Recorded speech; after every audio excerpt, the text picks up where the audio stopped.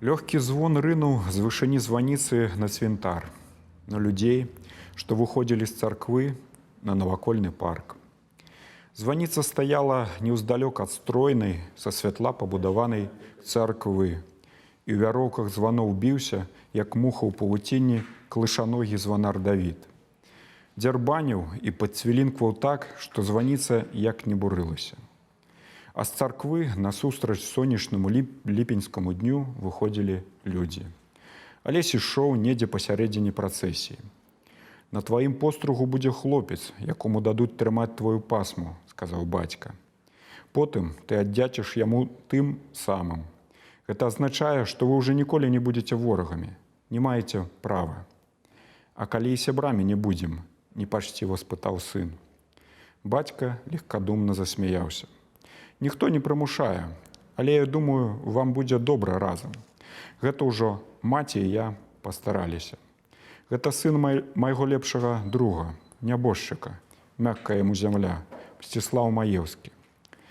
І вось цяпер Алесь ішоў і напружана чакаў, які ён будзе, гэты невядомы хлопец, з якім яны цяпер не маюць права быць ворагамі. Тое чаканне прымусіла яго быць няўважлівым да царквы і да набажэнства. Помніў толькі суровыя, нечалавеча вялікія вочы анёлаў, іхнія трошкі азызлыя твары і нясмелыя, усё даравальныя усмешкі. Помніў застылыя ўсплёскі іхніх крыл над яго галавой і незразумелыя па колеры, ці ружовыя праз блакітныя, ці блакітныя праз ружовыя складкі адзенняў. Помніў пералівістую, фіялетавую з золатам філонь папа і тое, як падала ўніз ягоная епітрахіль, проста выдраўляная. Страшнае рыканне дыякана калыхала агеньчыкі свечак, прымушала часам дробна звінець шыбы. Страшнае, бо уйліва з пячоры рыканне. Усё гэта было як сон. Ён ведаў, што фрэскі іхняй старажытнай царквы былі дзівам, аб якім казалі ўсе альбомы, нават выдадзеныя ў Парыжы. Што іхні пратэерэй майстра і за гэта ўзнагароджаны камілаўкай, наберднікам і залатым наперсным крыжам. Што загоршчынскага дыякана даўно збіраліся за яго дзівосны бас перавесці ў Магілёў і зрабіць і пад'яканам, каб прыслужваў толькі архіерэю, ды пабаяліся псаваць адносіны са старым Загорскім. І ўсё гэта было як дурман, і ён бадай, што ўжо ўзрадаваўся, калі набажэнства скончылася. Ішоў з прыступак, скоса паглядаючы на новую асобу, якая звалася пастрыжным бацькам. Пастрыжны ішоў збоку ад яго, ладны, чырвоны тварам, сівой грывай валасоў і кароткімі вусамі. На чырвоным загарэлым твары дзівоснымі здаваліся наіўна сінія дзіцячыя вочы. Гэта быў далёкі дзядзька Алеся, Пятро Басак Яроцкі, гаспадар невялікага маёнтка, былы каўказскі афіцэр. На поясе ў Басака віселі срэбныя нажніцы. І вось наперадзе Алесь убачыў кілім, а ля кіліма купку людзей. У баку ад іх стаяў хлопчык, якому было, напэўна, страшнавата ад урачыстасці цырымоніі. Белавалосы, з залацістымі вачыма, бы напоены сонцам мёд, відаць, трошкі слабейшы за Алеся, больш хударлявы, ён стаяў на кіліме, трымаючы ў руках медальён на доўгім залатым ланцужку. Дзівосныя сонечныя вочы глядзелі трошкі ўгору. Алесь не ведаў, куды яму ісці, і таму ледзь не зрабіў памылкі, накіраваўшыся да купкі людзей. Басак Яроцкі паклаў руку яму на плячо. «Правей фронт, пляменнічак», – ледзь чутна сказаў ён. Цяпер Алесь ішоў проста на хлопца. І ледзь ногі яго ступілі на пушысты вялікі кілім, са званіцы зноў грымнулі, радасна заліліся званы. Хлопцавы вочы ласкава глядзелі на Алеся. «Глядзець весялей», – шапянуў пастрыжны. «Падайце адзін аднаму рукі». Алесь адчуў у сваёй руцэ руку Мсціслава. У той жа самы момант усе астатнія, акрамя гэтых трох на кіліме, нават бацька, апусціліся на адно калена. Княжацкі сын Александр Загорскі, сын Георгія, унук Данііла, праўнук Акіма і прапраўнук Пятра. Схілі апошні раз сваю галаву. Гэта абвясціў басак Яроцкі сваім хрыплаватым басам. Алесь схіліў галаву. «Отрак Александр», – сказаў пастрыжны, – «ты пастрыгаешся, днесь у падлеткі, як гэта загадваюць звычаі гэтай зямлі. Бачыш ты свайго пастрыжнога брата. Абдыміцеся першымі мужчынскімі абдымкамі». Яны абняліся.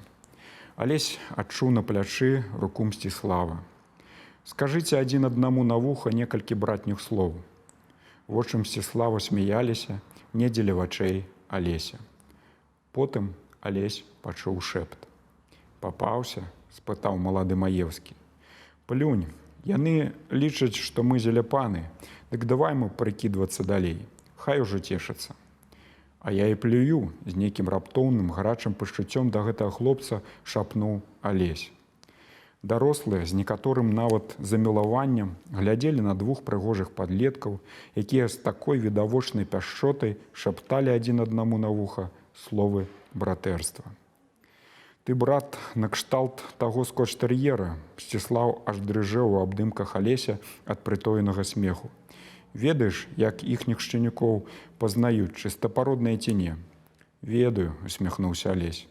«Бяруць за хвост і падымаюць у паветра. Сапраўдныя не вішчаць, гонар трымаюць». «Вось і ты трымай гонар. Пастарайся ўжо не вішчэць, як дварняк. Гэта глупства. Нязручна, але затое нядоўга». Яны не заўважылі, як вусы старога басака неяк няўлоўна і падазронна паторгваюцца. «Пацалуйцеся», – сказаў басак Яроцкі. «І памятайце, вы казалі словы братэрства і цалаваліся яшчэ тады, калі былі дзецьмі». Яны пацалаваліся. Басак Яроцкі палажыў далонь на галаву Алесю. «Ты насіў дзіцячыя доўгія валасы, з якіх сёння ўпадзе адна пасма. Заўтра іх падкароцяць, і такімі яны будуць, пакуль ты не станеш сапраўдным мужам.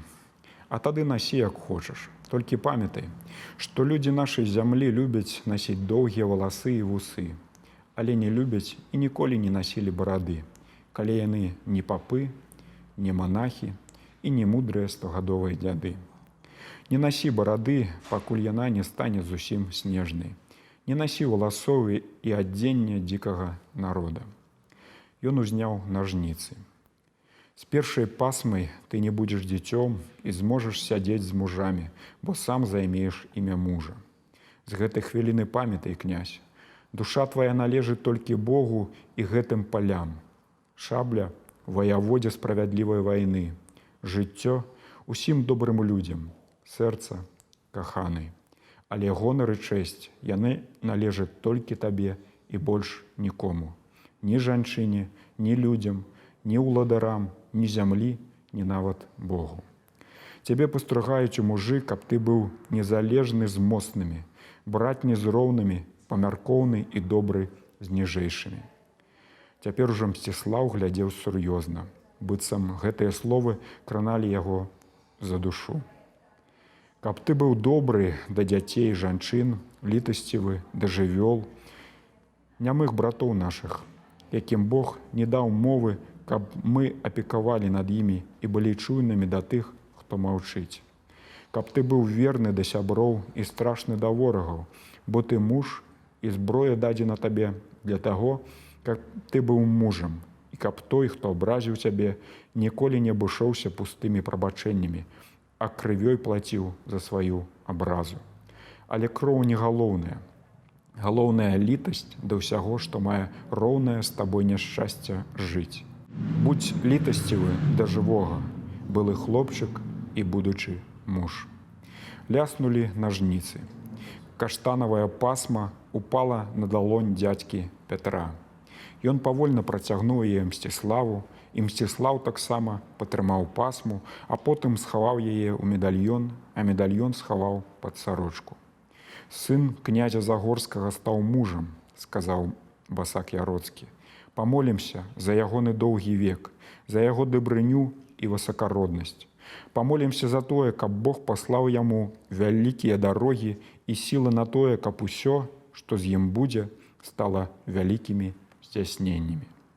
Аднекуль з палаца, з таго боку, дзе была магільня, данёсся празрысты, як лёд, і журботны, як галошанне, спеў срэбнай трубы.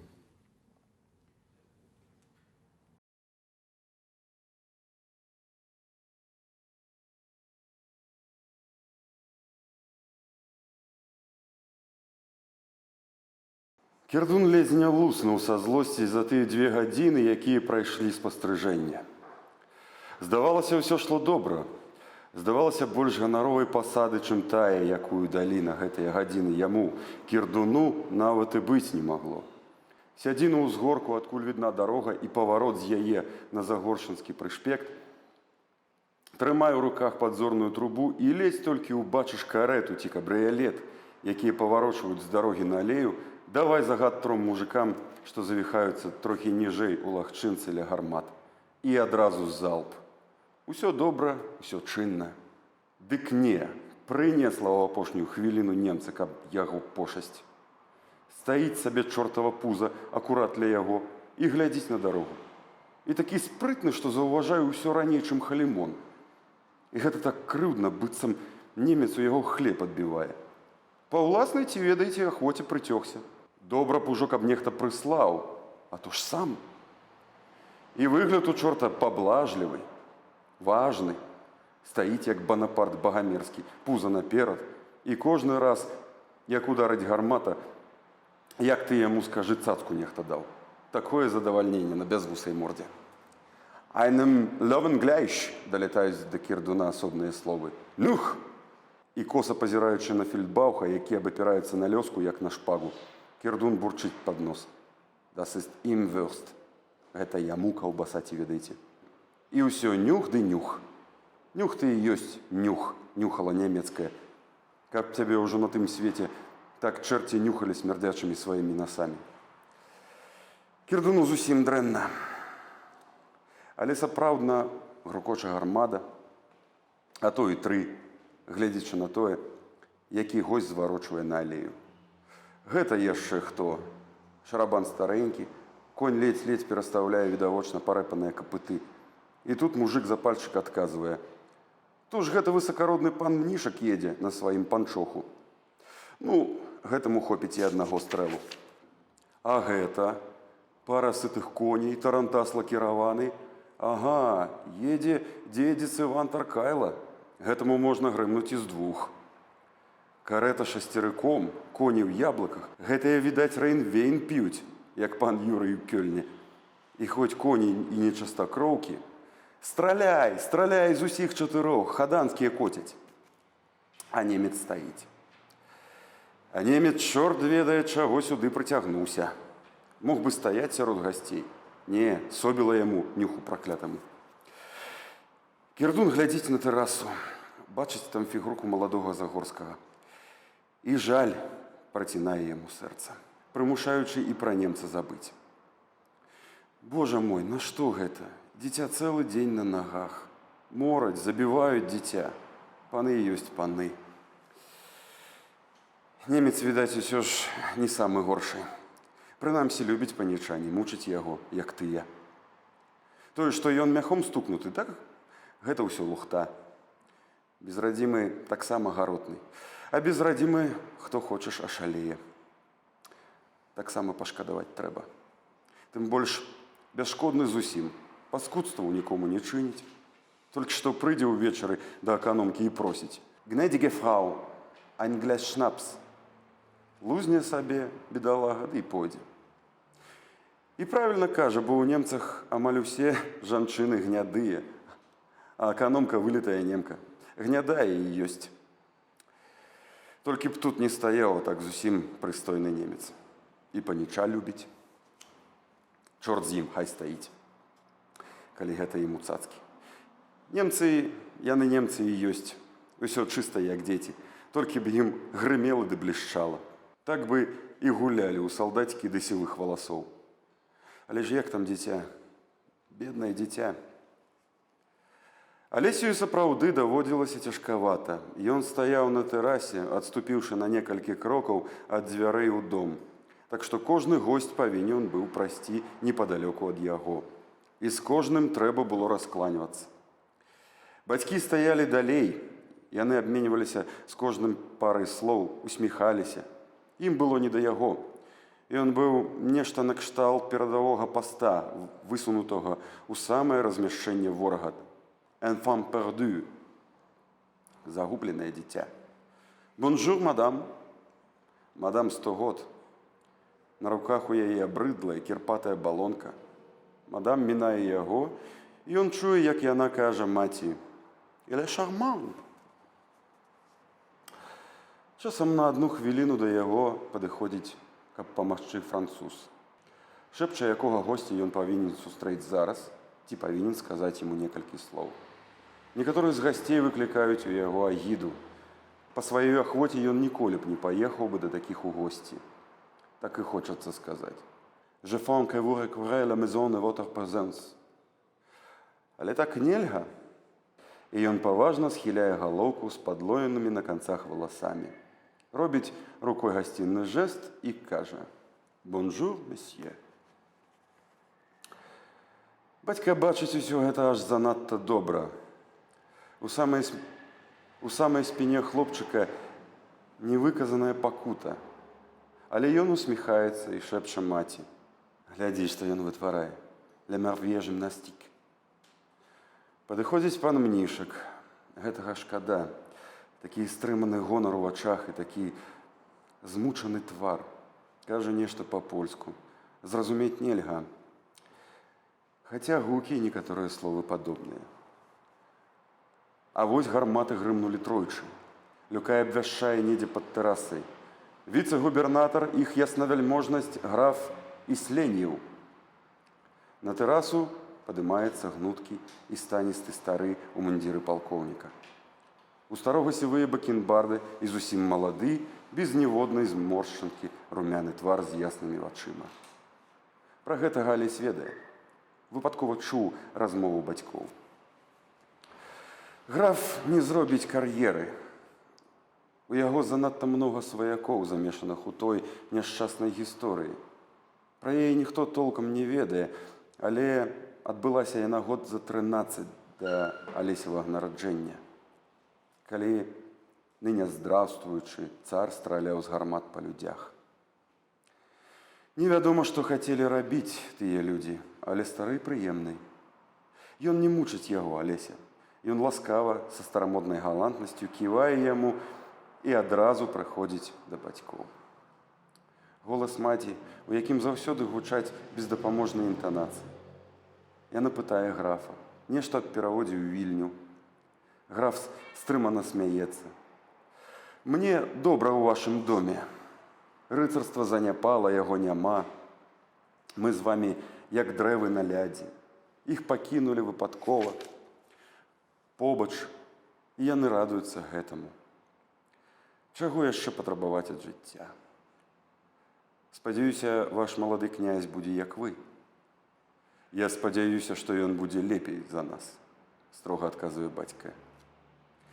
Іх не можа чуць ніхто. Іх не чуў бы і Алесь, каб не яго выключны слых, аб якім яны не ведаюць. Ідзе цэлая кампанія. Поўны сівы чалавек у бездакорным фраку, старая ў чорных карунках і хлопец, можа гады на 2 старэйшы за Алеся. Граф Мікіта Хаданскі, графіня Альжбета Хаданская, граф Ілля Хаданскі. У старога графа паблажлівы, бо не прыродны, а прыдбаны выхаваннем, вырас на поўным сінім ад брытвы абліччы. Такі выраз можна бачыць на старых партрэтах. Ён ні да чаго не абавязвае гэты выраз. Румяныя вусны завучана усміхаюцца, нават ямачка амура на адной шчацэ. Відаць, быў у свой час Селадон, ведаў сябе цану. Калі спытаць аб такіх, добразычлівы чалавек толькі і скажа: «Я дель сприт». Таму што большую заслугу ім сказаць няма чаго. Графіня пабляклая, з прыпухшымі вачыма. Адразу відаць, што злая румза. Алесь чуў пра яе, дворня казала. Казала, што з людзьмі капрызная, бо ўсё жыццё плача аб першым сыне, які памёр немаўляткам. Затое Ілля Хаданскі нічога сабе. Гэткі звярок, рухавы, спрытны, гарэзлівы, вочы сінія, дурнаватыя, як у кацяняці, валасы залацістыя, такім галубоў ганяць. Вітаюцца праходзіць да бацькоў. Цікава было б зараз уцячы з гэтым Іллёй і Мсціславам куды-небудзь у лес. Во пашукалі б. Пан Таркайла, панскі брат Тодар Таркайла. Гэтыя былі яшчэ больш дзіўныя. Абодва ў дыхтоўных на 100 год сурдуках шэрага колеру. Абодва трошкі занураныя, абодва пышнавусыя. Яны чымсьці нагадвалі камічных шляхцюкоў з карціны «Бітва пад Оршай». Праўдзівей нагадвалі б, бо ні ў аднаго з іх не было ў вачах дабрадушнасці. Насцярожаныя шэрыя вочы, жорсткі прыкус вуснаў. Старэйшы Іван, той, хаця і намагаўся усміхацца краёчкамі вуснаў, ды і наогул быў больш тоўсты і гладкі. Затое Тодар худы, згорблены, некай невядомай сілай глядзеў падазрона і холадна. Стоячы поруч, яны нагадвалі лічбу 20. Лічбу 20 інфіокі. Стоячы поруч, яны нагадвалі лічбу 20. Лічбу 20 інфіокі, якая павольна рухалася да дзвярэй у дом. Бацька глядзеў на іх. Потым перавёў позірк на спіну сына. Яна была занадта выразная, гэтая спіна, і таму ён усміхнуўся і адшукаў вачыма маладога Маеўскага. «Мсціслаў, ідзі да Алеся, пастой з ім трошкі, сынок, цяпер ужо нядоўга». Алесю адразу стала лягчэй, калі ён пачуў крокі Мсціслава, а потым дотык яго рукі. Цяпер яны стаялі поруч, два юнакі, а са сходаў, што вялі на тэрасу, плыў і плыў насустрач ім, абцякаючы іх стракаты людскі паток, у якім ужо бадай нельга было адрозніць твараў. «Пакінь», – казаў Маеўскі. «Ты усміхайся, а яны няхай сабе ідуць. Chacun son métier». З такой сабе прычыны сіліцца ды ножкай дрыгаць. «А пропos de vivier Ганашэ». Вочы Мсціслава смяяліся. Такая пані, як проста сардэчнасць, сёння пакуль што на point parou. Нават прызнала лішнім de facto de présence ici. Няма чаго ёй тут рабіць. «Слухай», – ціха спытаў Алесь, «а чаму гэта усе яны тут гавораць не так? Прыкідваюцца ўсе, строяць сябе больш годных, чым на самой справе». «Не, я не ў тым сэнсе. Чуеш, французская мова. Яна заглушае ўсё. Напэўна, таму, што вельмі прыгожая. Але ж яны не французы, гэтыя хаданскія і іншыя.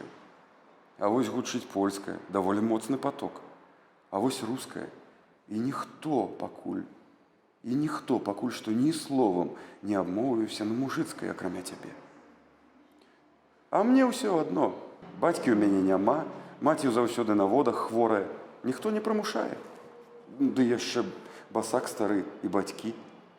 Калі гавораць са мной, то гавораць па-мужыцку. У чым тут справа?» «А хіба гэта мова для князя?» – усміхнуўся Мсціслаў. «Гэта, брат, так. Мужыкі гавораць, бо іх ніхто не вучыў. Хіба іх мову параўнаеш з французскай? Яна бедная і грубая». «Бадай, што і так», – сказаў Алесь. Але ж чаму яны не саромеюцца гавараць на гэтай грубай мове, калі загадваюць мужыкам? Дашлі сёння сыноў з крыгай. Паны юшку будуць есці, дык можа якая рыбіна ублытаецца. І тут ужо не саромеюцца такіх грубых слоў, як крыга, ублытаецца. Нешта тут не да ладу. Табе што, таксама не падабаецца?» «Мне падабаецца», – пасля доўгай паўзы сказаў Мсціслаў. «Мне нават здаецца, што яна мяккая, Толькі іхняе вуха яе не чуе. Тут, разумееш, нешта накшталт спеву рагоў на псовым паляванні. Італьянец ад яго вуша зацісне. Гэта для яго як Бетховен пасля Беліні. А між тым няма для вуха сапраўднага паляўнічага музыкі саладзейшай за гэту. Памаўчаў. Толькі не нашага розуму гэта справа. Потым, думаю. У гэты момант на круг гонару уз'ехала старадаўняя карета шасцерыком. Спынілася перад сходамі. Памыліўся. Вочы Мсціслава смяяліся. З'явілася нарэшце і добрасардэчнасць. Вобрат весялосці будзе. Люкай абвясціў нейкім асабліва высокім голасам. Высакародная пані Надзея Клейна з дачкой. Сажэннага росту Люкай скочыў з-за пятак і з ляскам адкінуў падножку, расчыніў дзверы. Проша. У карэце нешта варушылася, не хочучы вылазіць. Другі Люкай паспеў за гэты час дапамагчы фурману прыўзняць гальму. Пані, відаць, увесь час загадавала трымаць яе на коле, баялася хуткай язды. І зняў з галаўнога каня хлапчыну фарэйтара, у якога замлелі ногі. А з карэты яшчэ ніхто не выходзіў. Зараз будзе смех, паўтарыў Мсціслаў. З карэты пачулася бурчанне. Потым нехта перадаў на рукі першаму Люкаю моську, вельмі тоўстую і азызлую, але дзіва зусім не агідную. Потым яшчэ адну. Люкай дарэмна спрабаваў прытуліць іх да грудзей адной рукой, каб падаць другую камусьці, хто сядзеў унутры. «Сабакам нязручна», – сказала з карэты бурклівая старэчая кантральта. «Трымай кадошку лепей, чорт бязглузды, а Віялету адпусці. Ты што, не бачыш, што яна патрэбу справіць хоча? Ды не сунь ты мне сваю руку, што мне 100 год?» Зноў дзіва. Міма Алеся паспяшаў да сходаў бацька, весела падмігнуў сыну, збег уніз і, падышоўшы да дзверцаў, галантна падставіў руку. «І ты яшчэ тут, бацечка? Не рассыплюся, пэўна, неяк». І тут, нарэшце, з'явілася з карэты і стала павольна спускацца ўніз постаць старой жанчыны. Такая незвычайная, што Алесь вылупіў вочы. Старая была апранута ў карычневы строй з карункамі, такі шырокі, што ўся яе нізенькая постаць здавалася падобнай на невялікі стажок сена. На сівых буклях непрыступна узвышаўся беласнежны высокі чапец. Твар старой выглядаў асабліва цёмным пад гэтым чапцом, пергаментна-карычневым. Але цемната гэтая не была безжыццёвай. Надта ўжо здаровы буры румянец выступаў на шчоках. «Ну-ка», – прагучала контральта, – «давай пацалуемся хіба, ці што?» «Пастарэў ты, лэйбус, пастарэў. Спакайната стала ў вачах». «Якая тут спакайната?» – усміхнуўся бацька. «Я і не кажу, што зусім спакайната, проста больш, чым трэба яе стала. А малайчына быў. Памятаеш мужа нябожчыка, як з вады выхапіў? Зух быў, зух». Яна глянула на Люкая і з іранічнай ухмылкай, бо той неразумела глядзеў на Віялету, відавочна не ведаючы, што яму цяпер рабіць. Віялета ляжала, растапырыўшы усе 4 лапы. «Вазьмі ўжо яе, аддай Янку, няхай ляжыць у карэце, калі пераела». Стрымацца не магла тэльбушына прагная. «А сам ідзі ў людскую выпій». Дапытліва зірнула на бацьку. «Спадзяюся, не паскупіўся ты на гарэлку для людзей?» «Не паскупіўся. Ну-ну. Тады ўжо як згубіш багацце, прыходзь да мяне. Хлігер адвяду. Для цябе, ды для сабак тваіх». І гукнула ў карэту. «Вылазь, ядзя! Не бойся, не пакрыўдзяць. Людзі ўсе добрыя. На кожнага даводзіцца гаспадару бізун трымаць, ды шворку запасіць». З карэты другі Люкай дастаў маленькую і зграбную, як ляльку, дзяўчынку, год 9.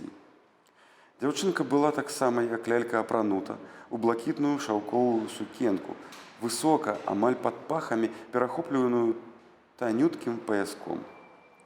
Валасы дзяўчынкі, попельныя, бязважкія, ляжалі ў доўгай на грэчаскі манер прычоскі. «Во, пакутніца малая», – сказаў пяшчотна Мсціслаў. Алесь не смяяўся. Клейна не была яму смешная. Алесь не смяяўся, Клейна не была яму смешная. Занадта добра, працягла, зусім як нейкая вясковая бабуля гаварыла яна па-мужыцку. І было ў мове тое, чаго не бывае ні ў вясковых людзей. Закончаная меладычнасць кожнага сказа, уласцівая для мужыцкай мовы, як удых і выдых.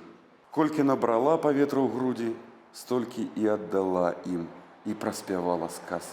Шодра, не пакінуўшы да сабе ні драбніцы паветра, каб вымавіць яшчэ адно слово. А малая Ядвіга наогул кранала яго. Такая маленькая, як лялька. І раток лялечны, і вялізныя сінія вочы глядяць з такой нявіннасцю і дабрынёй. А старая ўжо скардзілася на бацьку. Што гэта за час пашоў? Што ўжо за долечка такая ліхая апошняя? Гасцініц камянём забрукавалі ірады гэтыя дурныя, грукоча і грукоча пад коламі. Раней дык як добра было? Пыл мякенькі, як той дмухавец, рысораў табе гэтых ніякіх, а цяпер і брук, і рысоры. Быццам камянямі мне ўсю дарогу білі, як першапакутніка Стэфана, Бог яму няхай за ўсё адплаціць дабром. Рысораў напрыдумывалі. Гэта ўжо горш за карабель, на якім я да мужа на Каўказ ехала. Так закалыхвала. Пасля іх гэта ўжо апошнія часіны нашы настаюць. Апошняя гадзіначка наша. Мудруюць людзі. Ядзя прыціснулася лялечным тварыкам да яе рукі, і яшчэ больш пяшчотнай і свежай здавалася скура на шчочках дзяўчынкі у параўнанні з цёмнымі пальцамі старой. «Глядзі», – шапнуў Алесь Мсціслаў, – «гэта яшчэ што?» У карэце яшчэ нешта заварушылася, а потым з яе вылез нехта такі дзіўны, што Алесь уздыхнуў. У гэтага 10гадовага чалавека зусім не відаць было носа. Скура чорная, як вакса. І таму нос нельга было адразу заўважыць. Чорны, як сажа, стаяў ля карэты хлопец у блакітным курціку, і толькі вільготна блішчалі яго белыя зубы. «Гэта мой Мурын», – з некаторым гонарам растлумачыла старая пані. Саслужывец мужа нябожчыка прывёз падарунак. Выменяў аж у Турэччыне, калі хлоп туды ходзіў. Мсціслаў падштурхнуў Алеся. Пра гэтага і я чуў. Таркайлаў брат плётку пусціў, што гэта яна звычайнага хлапчука сажай вымазала для пыхі. Дык яна яго набіла, проста так і набіла старэйчым сваім кіем, каб не плявуцгаў. А нашы і не ведалі. Вашы мала з кім сустракаюцца. Шляхта кажа, грыбуць, заганарыліся. Ды і я толькі што чуў пра яго. Але ж які чорны! І я і не думаў, што можна быць такім чорным. Старая з дзяўчынкай і пан Юрый ішлі ўжо да сходаў. «Ды на што ён вам?» – спытаў пан Юрый. «А я сама не ведаю, на што. Але ж павагу аказаў чалавек, нельга не ўзяць». Старая усміхнулася. «Мурын, розныя дзівы бываюць, ой, розныя». І занепакоена спытала ў бацькі. «Быў жа, здаецца, святы з Мурынаў, ці, можа, не?» «Быў», – сказаў бацька, – «здаецца, Хведар Мурын». «Ну, вось!» – уздыхнула з палёгкаю Клейна. «А я ж спрачалася, што быў. Таксама, значыць, Божыя душы. Сабак, скажам, ці то з малпаў святых не бывае? Не папусціць Бог? А людзі папусцяць? Людзі, брат, за грошы ўсё, што хочаш, папусцяць. Люцыпру псалмы складаць будуць, бацькаўшчынай гандляваць. Ды яшчэ ў Бібліі адпаведнае месца адшукаюць, што Бог, маўляў, гэта ім, сыраяццам ды хвостамі жножнікам дазволіў». Святых же, здаецца, на ўселенскіх саборах зацвярджалі, блізнярыў бацька. А там што, не людзі? Таксама, брат, людзі. Не серафімскімі ж крыламі яны ў Нікеі арыя завушалі. Звычайнымі кулакамі. Біліся, як мой Марка ў карчме. Які гэта Марка? Быццам мяне ведаеш? Таго, што на аброку. А, божа ж мой, Марку майго ён не ведае. Ды той самы, што ў сухадоле па вулках хлеб без скрынкі возіць. Бацька прыснуў. Бабуля падазрона паглядзела на яго. А ты не блазнуй, Бог усё бачыць. І твае смяшкі, і Марку, і прагнасць людскую, і нікейскія серафімскія крылы. Усміхнулася. Бываюць, значыць, з мурынаў святыя. Я ж казала, Божыя душы. Значыць, заўтра ж ахрышчу. Цябе вазьму хросным бацькам. Ты які ж я яму хросны, загагатаў бацька. А ты маўчы. Гэта і мне, і табе залічацца за многія твае грахі. Дамо яму імя ў памяць пакутніка Яна, а там і падумаю, ды і прыёмыш яго вазьму. Прыгоннага? Ды які ён прыгонны? Ён жа чорны, як бот. Такія ўпрыгоннікі непадатныя. Такія ўпрыгоннікі непрыдатныя. Бог іх, відаць, за нешта колерам адзначыў. І раптам Надзея Клейна рассмяялася так, што затрэслася ўсё яе рошністае цела. А потым дам за ім пару хутароў. Чаму ж не? Раней у многіх калмычкі выхоўваліся. Гадавалі іх, пасаг давалі, выдавалі замуж. І нічога, многія жаніліся. Нават пікантным лічылася.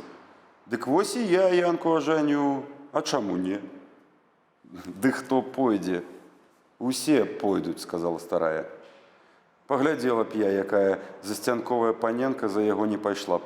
Гэта каб супраць майго жадання, ды калі я добрай сваццяй буду. Ого, паглядзела б. А што ж? А што ж такога? Хлопчык ён добры, сардэчны, галоўка лашчыцца, шанаваць жонку будзе, цаніць і шчасце і дабрабыт. Не тое, што гэтыя п'янюгі ды сабакары, прабач, бацюхна. Памаўчала, падціснула вусны. А і тая некая пойдзе. Добрыя ды багатыя мужы для бедных дваранак на дарозе не валяюцца. Няхай сабе і цёмны, не запэцкая, пэўна. Гэта ў яго ад прыроды. І ціха адзін пан Юры чуў, спытала ў яго на вуха. Цікава толькі, якія ж гэта у іх дзеці будуць? Крый, Божа, калі як шахматная дошка квадратамі, га? Такія не будуць. Ну, то тады добра. Будзе мне занятак на старасці год. Яны набліжаліся да падлеткаў, якія стаялі асобна. Клейна падышла бліжэй за ўсіх і ўтаропіла ў хлопцаў пыльны позірк. Гэтым, пасля імгненнага роздуму, паказала яна кійком на Алеся. Вочы матчыны, а позірк твой. Толькі прабач, без тваёй цяперашняй спакайнаты. Хлопец будзе. Будзе хлопец, скажу табе. Не прывучай толькі сабакаром быць. Зрабіла рэзкі рух. І адпусці адсюль. Асалоды ў гэтым мала ляжаць на вачах усіх, як муха. Асалоды ў гэтым мала ляжаць на вачах усіх, як муха у місцы. Антаніда, віншую цябе. Будзе хлопец. Позірк просты, шчыры. Не тое, што ў гэтых малімончыкаў яго ўзросту. Ну, давай пацалуемся, Антаніда. А вы, дзеці, марш гуляць. І Яначку з сабой вазьміце. Ды не крыўдзіце яго там, ён сірата. Дзяцей прасіць не трэба было. Як чародкай вераб'ёў сыпанулі яны па сходах. Каго яшчэ няма, Жорж? Спытала матухна. Раўбічаў няма, кроера няма, старога вежа няма. Добра, хай ідуць дзеці, уздыхнула Загорская. Алесь бег наперадзе ўсіх. Дзеці абагнулі палац, горку, на якой распараджаўся гарматамі кірдун, карцінны павільён, і спыніліся ў гушчары парку, дзе была дзярновая лаўка. Усе селі. Зялёная сетка святла ляжала на тварах дзяцей. «Дык як жа вы жывяцё?» Ядзвінька, спытаў Алесь. Лялечны твар іх схіліўся ўніз. Вочы, такія нявінныя і сінія, засаромлена паглядзелі на Алеся. «Я з маці жыву і з Янкам. У меня 3 старэйшыя браты. Былі 3 браты. 2 загінулі на вайне, а 1... Хто яго ведае дзе? Мне не кажуць. Я апошняя. Ніхто ўжо не чакаў мяне, а я ўзяла ды нарадзілася. Усе за мяне таму вельмі баяцца. Толькі я не баюся. Я люблю, каб цёпла. Люблю, калі спяваюць. Люблю, каб мне не перашкаджалі. А баюся толькі, калі хлопчыкі злыя і сабак». Алесь слухаў гэта з памяркоўнай усмешкай. «Мы не будзем злыя», — сказаў Алесь. «Правда, Мсціслаў? І сабакам яе ў крыўду не дамо. Што сабакі? У мяне онь 2 кані ёсць». «Сапраўдныя коні?» — спытала малая Клейна. «А няго ж». Дзяўчынка паглядзела на яго з павагай. «Ну, а ты, Янка?» — спытаў Алесь. «Я зусім як яна», — вінавата усміхнуўся хлапец. І ўсе зноў здзівіліся, як па-вясковаму, амаль зусім чыста вымаўляе ён словы.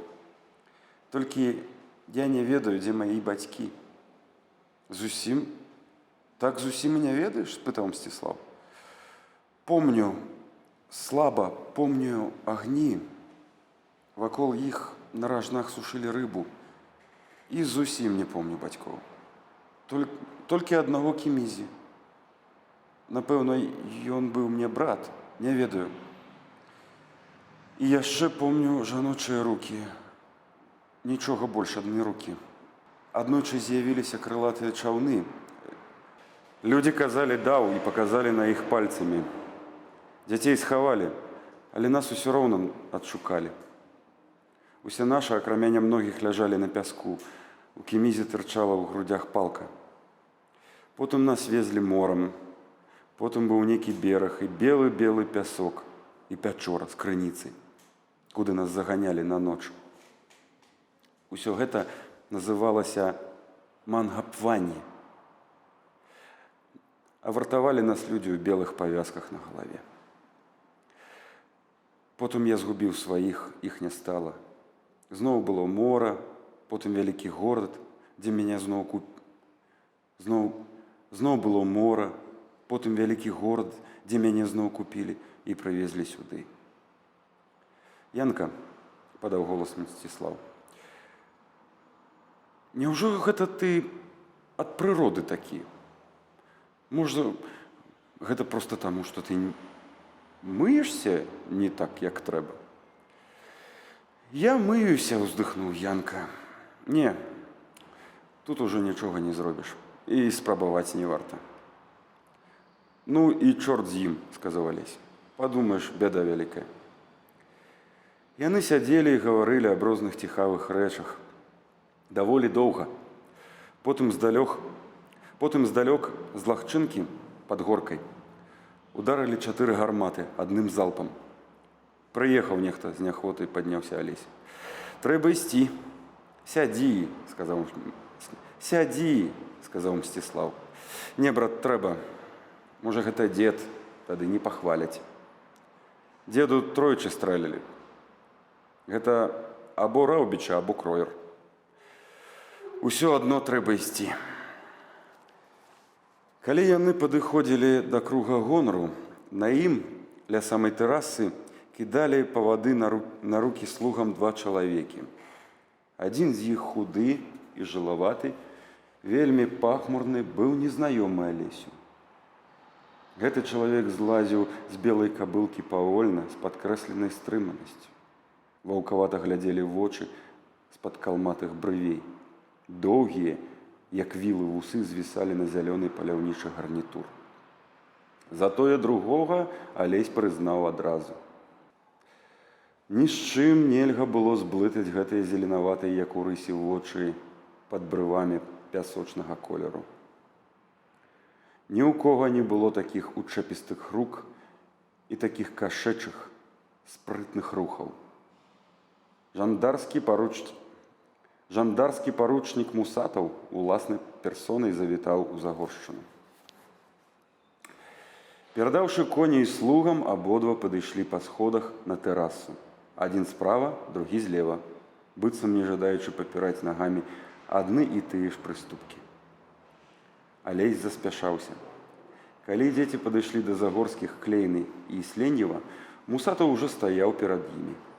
А пахмурны чалавек чакаў наводдаль, муляўся, быццам не адважваючыся падысці. «Прабачце, мадам», – сказаў Мусатаў, – «у меня справа да іх сиятельства». На абліччы Ісленьева з'явілася грымаса пакуты. «Ну што яшчэ?» – спытаў ён. Матуля, каб не перашкаджаць віцэ-губернатару, звярнулася да бацькі. «Чаму ж гэта кроер не едзе?» «Асмелюся звярнуцца, мадам», – шчоўкнуў абцасамі паручнік. «Пан кроер не прыедзе». «Чаму?» – спытаў бацька. «У адной з вёсак пана кроера бунт», – ціха сказаў Мусатаў. «Дзе?» «У півошчах». «З якой прычыны?» Паручнік паціснуў плячыма, твар Ісленьева скрывіўся. «Якія загады вы прынялі?» «Спадзяюся, ніякіх агіднасцей». «Стараліся угаварыць?» «Стараліся. На жаль, не дапамагло. Давялося страляць, ёсць параненыя». Свежае аблічча графа збялела. «Ведаеце, чым гэта можа скончыцца? Ды ці ведаеце вы, пан паручнік, што ва ўсіх нас цяпер рукі ў крыві, хрысціян!» Голас яго сарваўся. Наступаючы на Мусатава, ён патрасаў перад яго носам белымі сухімі старэчымі рукамі. Гэта чорт ведае што! Бемонт, нотабіліте! Як вы пасмелі прыехаць да мяне пасля такога? Мала было крыві, мала шыбеніц на ветках. І вось цяпер запэцкалі рукі ў крыве, і мае рукі. Я асеў тут і плюнуў на вас. І вось цяпер на ўсіх нас клейна. Пан губернатар Кат, пан вайсковы губернатар Кат, пан віцэ-губернатар Кат, я Кат. Ну не! Я з вамі ў каты не гуляю. Можаце даносіць на мяне. Гэта ваш хлеб. Але ідзіце вон. Вон! Супакойцеся, граф. Дарэмна спрабаваў сказаць слова бацька. Мусатаў павярнуўся і пайшоў па сходах. Вонкава, амаль спакойны. І толькі тут граф, глыбока уздыхнуўшы, сказаў глухім голасам. «Стойце. Возьмите з сабой урача. Спадзяюся, пан Юрый дазволіць». Бацька ўмоўчкі схіліў галаву. «Вось», – сказаў Ісленьев, – «загадайце запрагчы коней. І запамятайце, вы ніколі не з'яўляліся сюды з вашымі ганебнымі звесткамі. Я нічога не чуў, я нікога не бачыў». Голас ягоны перасеў. Ён нагадваў цяпер распатланнага драча, які з крыкам робіць вартую жалю скідку, дарэмна імкнучыся адцягнуць увагу сабакі ад чагосьці дарагога яму. І ён пашоў у дом, неяк дзіўна заграбаючы правай рукой паветра і не звяртаючы ўвагу на гасцей, якія стаялі неўздалёк, нічога не разумеючы. «Дастукаўся Канстантин», – мрочна сказала Клейна. «І падумаць толькі, што ён твой траюродны брат, Антаніда. Бадай з аднаго гнязда горлінка чыстая і драпежны воўк. Тьфу! Спадзяюся, ніхто не памрэ». «Хто памрэ?» – спытаў Алесь у маці. «Хто памрэ?» – спытаў Алесь у маці. «У каго стралялі?» «Ніхто не памрэ, сынок», – сказаў бацька. «Стралялі проста салдаты на стрэльбішча. Лухта ўсё. Ідзі, Ідзі да дзяцей. Хутка я цябе паклічу. І як толькі Алесь аддаліўся, сказаў Клейне. Чуў. Чуў, але не зразумеў, сурова сказала старая. Цяжка зразумець такое. Вешаць трэба тых, у каго мужыкі бунтуюць. Раней пана, чым мужика. А я ж казаў, прамовіў пан Юрый. Губка маці, пяшчотная губка з мушкай-радзімкай дрыжэла. Божа, сказала яна, за што ж гэта? За што такое? Мне ён урэшце не больш прыемны, чым табе. Такі грубы, такое быдла. І гэты няшчасны, такі варты жалю граф з яго жыццём, з яго маладосцю. Сказаў бацька, ці мала іх з такой маладосцю?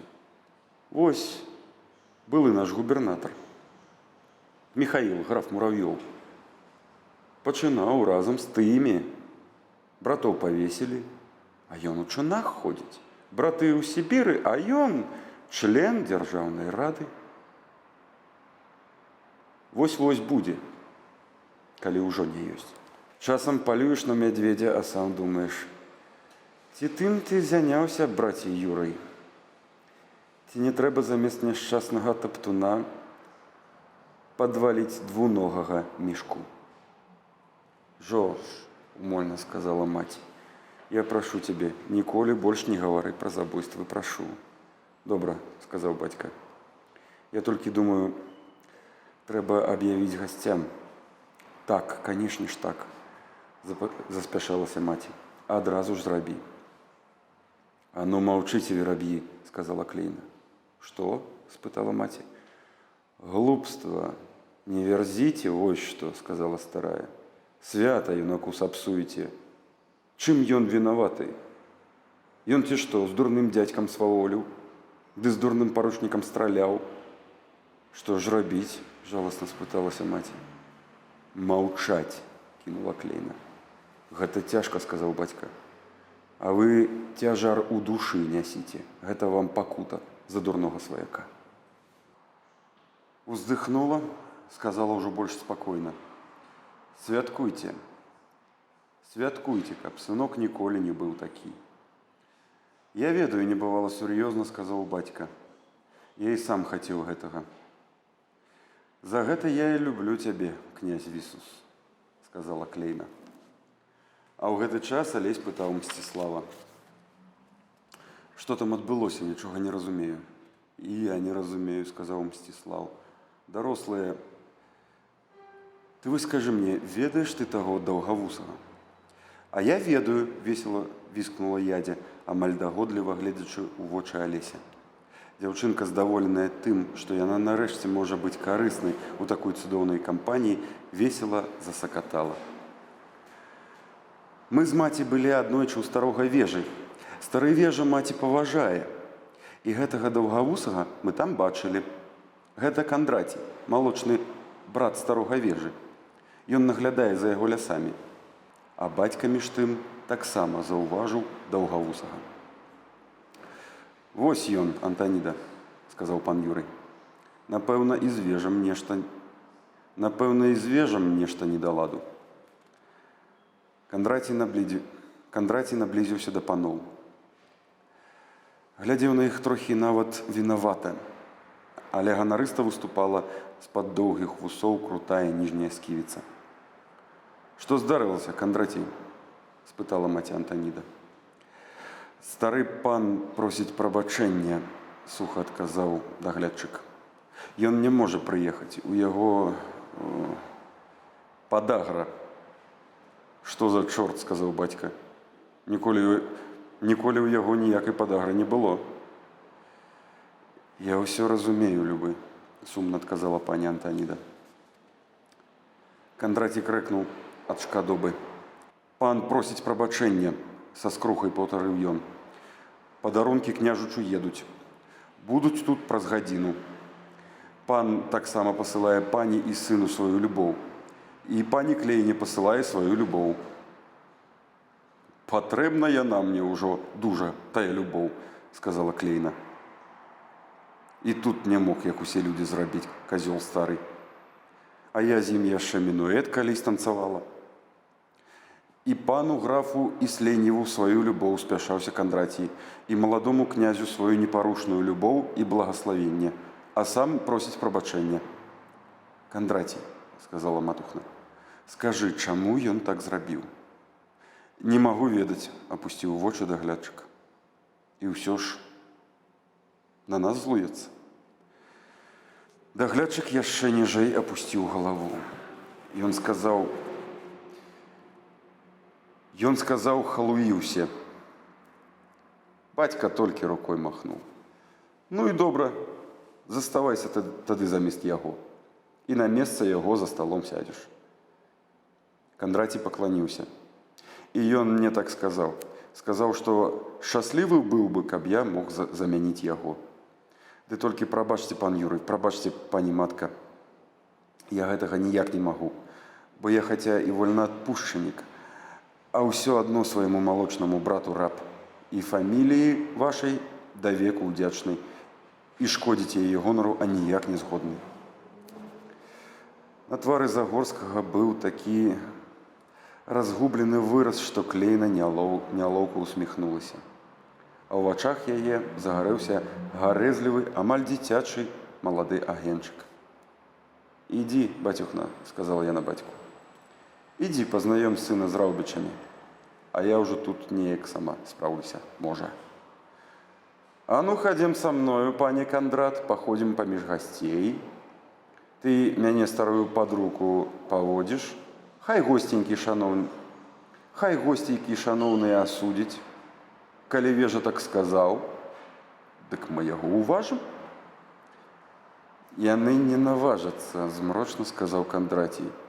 «Смеласці ў іх не хопіць». «Правільна», – згадзілася старая. «У тым і бяда, што ён мае рацыю, стары казёл. Халуіўся. Чтоб дужа не зрабіў, змоўчаць. Вольнасцю іх адабралі, змоўчалі. Са старых паселішч сагналі, змоўчалі. Прымусілі права на шляхецтва даводзіць, і тут яны змоўчалі. І вось улада ў вочы штодзённа мочацца, а ім гэта як божья раса». Моцна сціснула локаць Кандратю, давяральна шапнула яму на вуха. «Ты прабач, Кандратій, ты ідзі і рабі выгляд, што цябе вядуць, што табе няёмка. Я прыдумала мой адказ. Надто ўжо мне старой іх падражніць хочацца». «А вы падумалі, як гэта мне?» – спытаў Кандратій. «Падумала», – вельмі сур'ёзна адказала Клейна. «Падумала, бацюхна, ведаю, цяжка. Але ж я цябе, чортага сына, люблю, сам ведаеш. Дык ты паступіся. Паступіся на хвіліну гонарам. Няўжо вялікая цана, каб поўху гэтым міжхвостнікам даць, га?» Кандратій глядзеў на яе сурова, выпнуўшы крутую сківіцу. Потым у яго вачах таксама зацепліліся іскаркі. Ён рашуча крэкнуў, вызваліў перадплечча з пальцаў Клейны і далікатна ўзяў яе пад локаць. «Няхай», – сказаў ён, – «толькі тады ўжо павяду. На роўных, так бы мовіць, без сораму для мяне». «Ну вось», – з міжвольнай павагай сказала старая. «Правільна, ты ж не баран усё ж такі, каб цябе вялі, ты ж мужчына». Дзівосная пара пайшла па тэрасе. Клейна і Кандратій ішлі паважна, размаўляючы аб нечым. Міма купак гасцей, сустракалі там-сям здзіўленыя альбо шакіраваныя міны. Тады старая зіркала проста на іх, цяжка і ўладна, і вочы апускаліся. А пан Юрый тым часам вёў Алеся праз танцавальную залу, авальную, з тонкімі белымі калонамі і хорамі, на якіх ужо брынкліва настройваў скрыпкі і басы аркестр. Шматлікія госці маляўнічымі крупкамі стаялі між калон, гаманілі і смяяліся. Пан Юрый і Алесь падышлі да адной з купак. «Знаёмцеся», – сказаў Загорскі, – «гэта мой сын. А гэта Раўбічы, сынок, бліжэйшыя нашы суседзі. Вось гэта пан Яраслаў Раўбіч». Алесь схіліў галаву, а потым, можа, занадта рэзка ўскінуў яе. Яму аніяк не хацелася, каб нехта заўважыў ягоным паклоне нясмеласць. А ён пабойваўся. Усё ж гэта быў той самы Раўбіч, у доме якога гарэў далёкі агеньчык, такі маленькі, як іскра. Той самы Раўбіч, якога лічылі чараўніком вясковыя дзеці. Той Раўбіч, з-пад палоў якога цягнула серай. Той Раўбіч, пра якога казалі, можа, зусім няпраўду, быццам ён страляў на раздарожжы ў прычасці. Раўбіч уважна глядзеў на Алеся. Быў ён сярэдняга росту, але моцна складзены, з кароткай шыяй і магутнымі пукатымі грудзьмі. Чорныя, як смоль, і сівыя на скронях валасы стваралі на патыліцы магутную грыву, а спераду падалі на лоб касой з кропкай. Твар быў шыракаваты ў скулах, але ладна вытачаны. Бровы доўгія, вычварна зламаныя і таму пагадлівыя, а лоб пераходзіў у нос амаль роўна, як на старых статуях. Шчыльна сціснутыя вусны вялікага рота, высокі гладкі лоб – усё гэта пасавала да агульнага выгляду і рабіла няправільным увогуле твар нейкім па-мужчынску жоўчна прыгожым. Але самыя дзіўныя былі вочы. Халодныя, карыя, з такімі пашыранымі зрэнкамі, што райка, здаецца, зусім не было. Гэтаму ўраджанню дапамагала яшчэ тое, што вейкі былі доўгія і густыя, зусім не мужчынскія, а на павеках, займаючы усе вачніцы, ляжаў асмужаны цёмны цень. Страшнавата было глядзець у гэтыя вочы, і ўсё ж Алесь глядзеў. Гэты твар палохаў, але адначасова нечым прыцягваў яго. Цяжкі, знясілены некай неадчэпнай думай, змардаваны і грозны твар. Вочы без райка глядзелі ў вочы хлопцу, быццам выпрабоўваючы, і Алесь, хаця яму было амаль фізічна цяжка, не апусціў вачэй. І тады, пасля хвіліны гэтай нямой дуэлі, на сціснутых вуснах Раўбіча з'явілася ўсмешка. «Будзе сапраўдны князь», трошкі нават расчулена сказаў ён. «Не сродак, не цацка чужой сілы. Віншую цябе, гаспадар Юрый». Толькі калі Раўбіч адвёў вочы, Алесь заўважыў, якая на ім дзівосная вопратка. Гэта быў сурдут не сурдут, а нешта пашытае пад кароткую і шырокую чугу. Пашытае, відаць, першакласным майстрам.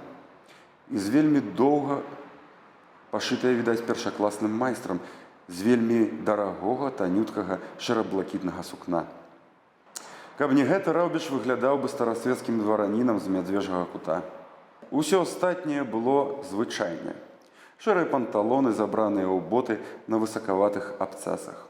Усё, акрамя аднаго, запясце правай рукі, жылістае і загарэлае, моцна перахопліваў шырокі жалезны бранзалет, пацьмянелы ў паглыбленнях, бліскуча на пукатых паверхнях, зроблены таксама па-майстэрску. Алесь краем вока заўважыў на ім нейкія трыліснікі, сцябліны чартапалоху, стылізаваную шыпшыну, на капцы і фігурку конніка на шалёным кані. Ад гэтых назіранняў адараваў яго мяккі жаночы голас. «Яраш, ты паглядзі толькі, які ён зараз гоженькі, проста хлопчык з партрэта Аляшкевіча». Абражаны гэткімі словамі, ён таргануў галавой управа, сустрэў спакойны позірк цёмна-блакітных вачэй сталай жанчыны, якая стаяла побач з Раўбічам. Жанчына была звычайная, з русай капной валасоў на галаве, з трошки вінаватай вельмі жаночай усмешкай на прывялых вуснах. «Вось вам і мой старэйшы, пані Эвеліна», – сказаў бацька. «Бачце, які недарасль выгадаваўся». «Які ён недарасль», – сказала Раўбічава. «Ён проста хорошы хлапчына. Якраз таварыш майму Францу. Пазнаёмцеся, дзеці». Франц, чорнавалосы, матава-бледны, прыгожы хлопчык, працягнуў Алесю руку з пачуццём уласнай годнасці. Тонкі рот ветліва і трошкі завучана усміхаўся. Малады Раўбіч, асабліва ладны у сваім бездакорным дзіцячым фраку з чорнага тонкага сукна, схіліў галаву. «Мяркую, вы цяпер будзеце ў нас частым госцем, князь», – сказаў ён па-французску. «Ваша свята падабаецца ўсім, і вы таксама». Алесь таксама схіліў галаву. Паводзіны Франца яго забаўлялі, і ён паспеў заўважыць за манерамі маладога прыдворнага тое, што ратавала Франца і не рабіла яго смешным. Нейкую унутраную іронію да таго, што ён казаў.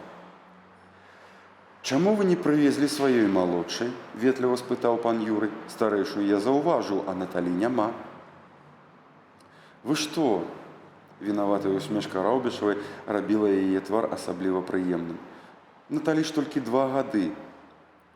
«Гэта дзіцячае свята», – сказаў бацька і падкрэсліў. «Таму я і запрашаў усіх. Для такіх гасцей мы аддалі асобны пакой з цацкамі». «Я думаю, што ў наступны раз мы выправімся», – сказала пані Эвеліна. «А пакуль што сапраўды дзе старэйшая?» З натоўпу гасцей якраз у гэтую хвіліну выбралася дзяўчынка. Гады мо на 2 маладзейшая за Алеся. Па-дзіцячы даўганогая, у белай званочкамі сукенцы, што падкрэслівала яе загарэлыя моцныя ножкі.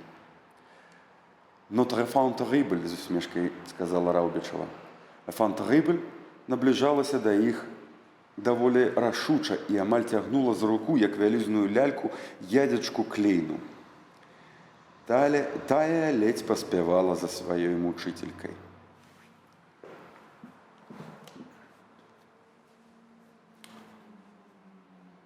«Вось», – сказала мучителька, – «вось яна, ядзя. Так і не ўцякла». «Добрый вечар, ядзенька», – сказала Раўбічава. «А ты, Міхаліна, трымай сябе прыстойна. Вось хлопчык, якога сягоння стрыглі, пазнаёмся з ім». Яго толькі сёння стрыглі?» – прыўзняла брові дзяўчынка. «Зусім як дзяўчынку, бедны». Вочы Раўбіча смяяліся. Ён скоса глянуў на пана Юрыя і сустрэў яго вясёлы позірк. «Не чапляйся да слоў, Міхаліна», – сказала Раўбічава. «Ма», – з дакорам адказала малое, – «ты ж ведаеш, я не люблю». «Не чапляйся да маіх слоў, майка», – больш паважліва сказала маці. «Не буду», – сказала майка. «Даль Бог, не буду, матулечка». І глянула на Алеся халаднаватымі вачыма. «У вас нейкае зусім сялянскае імя, хлопчык», – паважным птушыным галаском сказала яна. «Чаму б гэта?» Алесь раззлаваўся. «А чаму гэта ў вас такое дзіўнае імя, маленькая дзяўчынка? Нейкае і нечалавечае зусім, бы у майскага хрушча, бы у каралевы майскіх хрушчоў». Непарушна паправіла яго маленькая задавака. «Гэта я сама сабе прыдумала, бо я нарадзілася ў маі». «Я ведаю», – сказаў Алесь. «Была цёмная ноч, і стрэлы вашай гарматы спалохалі сялянскіх дзяцей на начлезе». «О, sorry», – быццам просячы прабачэння, асабіста ў яго зрабіла кніксам дзяўчынка. «Я, даль Бог, не вінаватая ў тым. Я проста нарадзілася ў маі, і таму я майка». «Я на вашым месцы не асабіста б ганаруся гэтым», – сказаў Алесь. «Той, хто нарадзіўся ў маі, той маецца. Ці бо мардуецца». Гэта так гаворыць на вёсцы. Бацька хацеў бы сказаць нешта, каб перабіць недалікатныя выпады сына, але Раўбіч узяў яго за локаць. Не трэба. Не трэба, нячутна шапнуў ён. Найшла каса на камень. Хопіць цяпер гора, шэптам сказаў бацька. А два натапыраныя праціўнікі стаялі твар у твар і разглядалі адно аднаго. Алесь злаваўся, тым больш, што дзяўчынка зацікавіла яго. Нягледзячы на непрыемную рэзкасць і агідна востры язык, па-першае, яна была дачкой чараўніка, дачкой такога страшнага, цікавага чалавека, як Яраш Раўбіч. Па-другое, гэта яна жыла у тым невядомым і страшнаватым доме за паплавамі, у якім так свяціўся маленькі, меншы за самую маленькую іскру агеньчык, такі кволы, што нават камар мог загасіць яго ў сваім палёце. Па-трэцяе, дзяўчо і само было цікавае. Зусім дзіўнае дзяўчо. Белая, шаўковая яе сукенка прыемна адцямняла слабы залацісты загар на руках. Валасы былі сабраны ў высокую прычоску, смешную на дзіцячай галоўцы. Быццам маленькая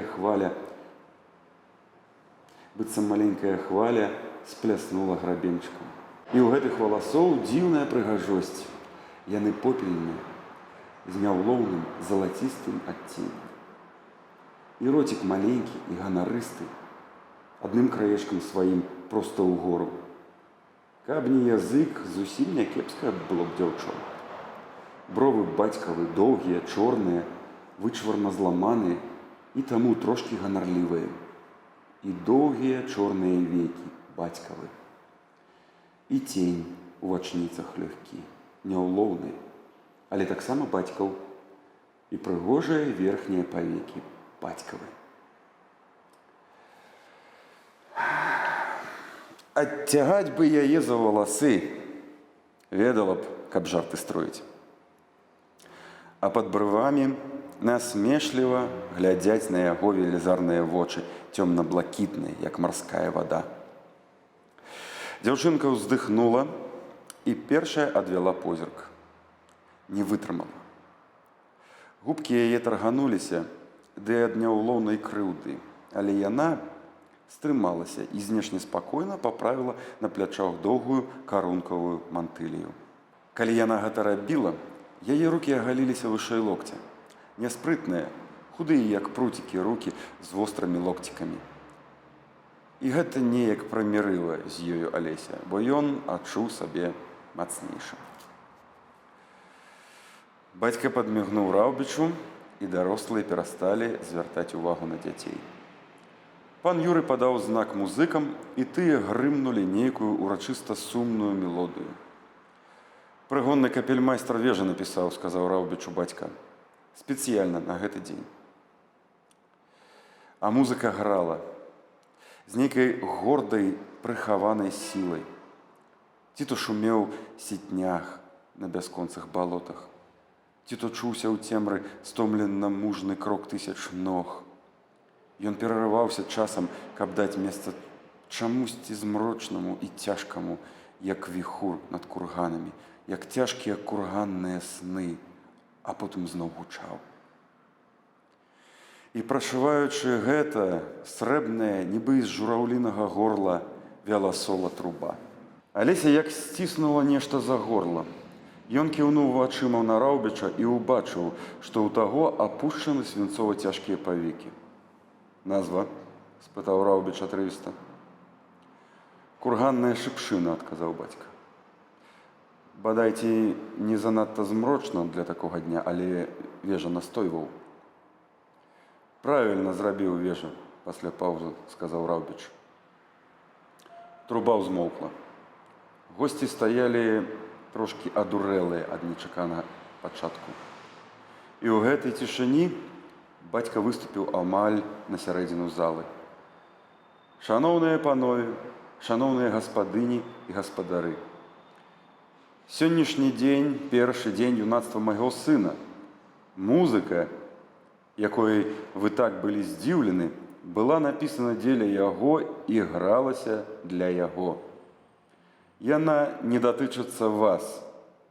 У гэты ўрачысты вечар вы павінны весяліцца. Бацька быў бадай непрыемны Алесі ў гэту хвіліну. Алесь зірнуў на Раўбіча, сустрэў яго позірк і зразумеў, што той адчувае тое ж самае. «Сёння свята дзяцей», – казаў далей бацька, – «і таму першы танец належыць дзецям. Дзеці, станьце ў пары. Алесь, выберы даму для першай пары». Невядома,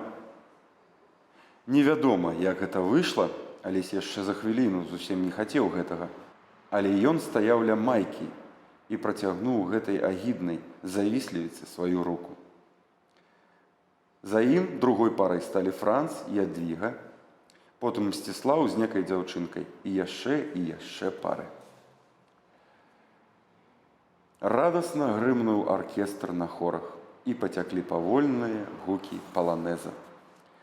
І тады Алесь, адчуўшы ўласны спрыт і лёгкую сілу, якая раптам наліла ўсё цела паважна на пальчыках, павёў даму да дзвярэй у малую залу, якія зусім па-чарадзейску самі адчыніліся у другім канцы вялікай залы.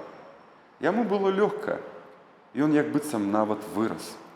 Яна была ніжэйшая за яго, і яе правая рука так лёгка падтрымлівала мантылейку і край сукенкі, а левая так спакойна грэлася ў яго ладоні.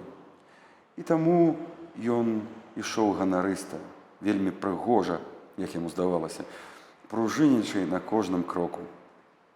Збоку гэта было кранаючы смешна.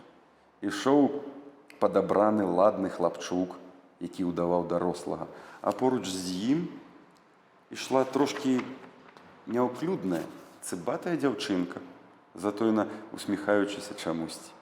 Але адначасова ззяла ў гэтым нешта такое сонечнае і юнае, такое зялёнае і шчаслівае, і так смешна гэта юнае падабляла сур'ёзныя і плаўныя дарослыя па, што бадай не было ў зале чалавека, які не адчуў бы замілавання ў трохі зчарствелым, бітым, пажыўшым сердце.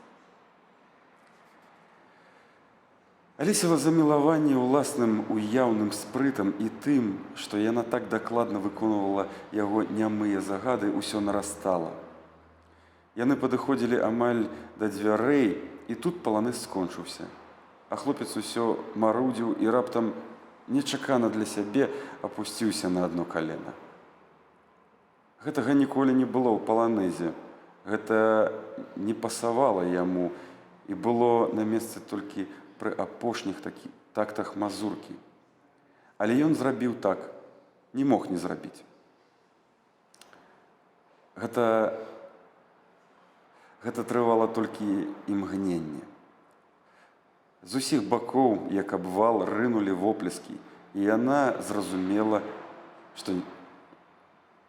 З усіх бакоў, як абвал, рынулі воплескі, і яна зразумела, што так і трэба, што менавіта так і трэба, нягледзячы на нязвыкласць і небываласць такога. І тады Алесь заўважыў, як лёгка ўскінулася яе галоўка, а воплескі грымелі вакол. «Памірыліся», – з цеплынёй у голасе сказаў Раўбічу бацька. Увесь вечар яна была зменлівая, як красавіцкі вільготны вецер, за кожным кутом хаты дастане.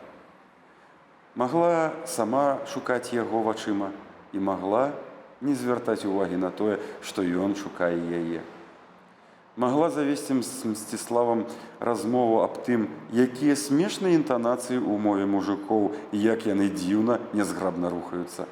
І хаця гэта было несправядліва, Мсціслаў пакутліва чырванеў за сябра і яшчэ за сябе, бо яна з ім разгаварвала, а яму гэта было прыемна. Алесь з кожным танцам падыходзіў да яе і адразу бачыў, як мяняецца яе капрызны тварык. Робіцца пакорлівы і амаль бязвольны, апушчаныя доўгія вейкі, крыху усмешлівы рот. Яна ішла з ім у танцы менавіта так, як хацеў ён. А ў перапынках ізноў расплюшчыла вочы і казала: «Шкада, што ў дзяцей няма бальных запісных кніжак. О, каб былі! На гэты баль у ёй стаялі б 20 прозвішчаў. Кожны запісваў бы сваё, і я танцавала б увесь вечар з рознымі». І ён зноў злаваўся. Аднойчы нават пашоў скакаць мазурку з маленькай ядзечкай клейнай. Заўважыў, як ахвотна яна падала яму ручку, як уздыхнула з радасці, што ён падышоў. Аж заззялі яе лялечныя вялікія вочы. А потым быў перапынак, калі разносілі марожаныя. І тут ядзенькай заняўся Франц. Сам прынёс ёй вазачку, сам стаяў ля яе, сам потым павёў да дзвярэй на тэрасу. Тут і падышла да хлопца Майка. Хлопец пайшоў са злосці на веранду і стаяў там, гледзячы на рознакаляровыя кітайскія ліхтарыкі, якія прыгожа беглі ў цемру алеі. А яна адшукала там яго і стала побач, хутаючы плечы ў белую мантылію. «Сумна, калі няма танцаў», – сказала яна. «Я танцавала б 3 дні, а вы?» Ён памаўчаў, потым усміхнуўся. «Я таксама. Мне падабаецца, як вы танцуеце». «Праўда?» – загарэлася яна. «Ядзенька ж лепей». «І гэта так. Але мне падабаецца, як танцуеце вы». Размова ішла па-французску, і яму часам даводзілася шукаць словы. Таму ён наўмысна гаварыў запаволена, з паўзамі. «Які вы медведзіня», – сказала яна. Самым дзікім было гэта «вы», з якім яна звярталася да яго. А ён павінен быў звяртацца да яе. «Ву». Як зручна было сказаць «ту». «Ты». Тое «ты», якое ўжываюць у азярышчы і паўсюль. «Давайце уцячом адсюль на некалькі хвілін», – сказала яна. «Пойдзем у парк, тут горача». У парку асветлены былі толькі галоўныя алеі. Спачатку па іх шлі ланцужкі ліхтарыкаў, аранжавыя, блакітныя, чырвоныя, яны пагойдваліся сярод лістот. Потым пайшлі звычайныя зыркія каганцы. Іхняе полымя мігцела часам ад нячуткага ветраку, і сетка, спляцённая з ценню і святла, бегала па жвіры, па галінах, па ствалах магутных дрэў, па 2 маленькіх фігурках, якія ішлі ў ноч. Каганцы таксама скончыліся, зусім непадалёку ад стаўка, над якім схіліліся вербы. І тут іх агарнула ноч з ціхім шалёсканнем маленькіх хваль на вадзе. Над стаўком перакочваўся ў хмарках бледны асіянаўскі месяц. Некаторы час дзеці стаялі ў моўчкі, гледзячы на месячную дарожку, яркую ля другога берага і зусім цьмяную ля іхніх ног. «Вы увесь час так маўчыце?» – спытала яна. Яна не разумела, што ў ціхі час людзі павінны маўчаць, што мова ў такую часіну не гучыць. Непадрыхтаваны ён шукаў слоў, якія павінны былі легчы на ноты цішыні. Але новыя ўражанні ў яго былі яшчэ кароткія і мізэрныя. Ён міжволі звярнуўся да старых, больш моцных. «Рыба любіць цёмныя ночы», – сказаў ён. «Але ўсё адно у такую ноч яе лавіць прыгажэй.